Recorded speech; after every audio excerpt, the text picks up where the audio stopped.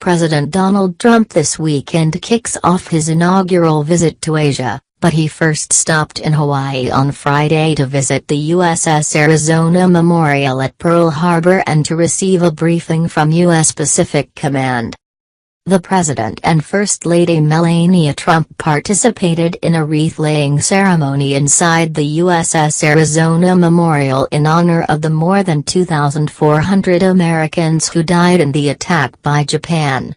In a somber moment, the two then tossed white flower petals onto the sunken USS Arizona, and stood back to view the underwater battleship as the petals drifted away. They were accompanied by U.S. Pacific Commander Admiral Harris. This was the president's first visit to Pearl Harbor, something he described during the U.S. Pacific Command briefing as something he's read about, spoken about, heard about, studied, but I haven't seen, adding the visit is going to be very exciting for me.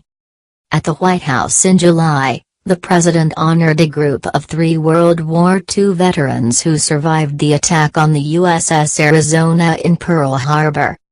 North Korea crisis becoming unsolvable, experts warn, as Trump heads to Asia. President Trump will not visit Korean demilitarized zone, official says. For these 3 World War II veterans, December 7, 1941, the brutal attack on Pearl Harbor, is forever seared into their memories. It's also seared into America's memory because on that grim day this mighty nation was roused to defend freedom itself, Trump said at the time.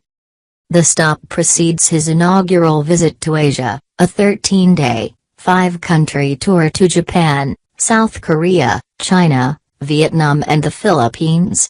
Trump said Friday he would be staying an extra day in the Philippines, a last-minute addition confirmed by the White House press secretary. The president later explained to reporters on Air Force One he would be spending one more day to attend the East Asia Summit because it's actually the most important day. It is a high-stakes trip that will focus heavily on the nuclear standoff with North Korea, with the White House warning that Trump will not moderate his freewheeling rhetoric. Asked if Trump will threaten North Korea with fire and fury in the region, National Security Advisor Lieutenant General H.R. McMaster said, "The president will use whatever language he wants to use."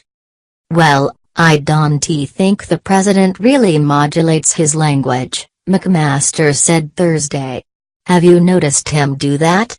He's been very clear about it."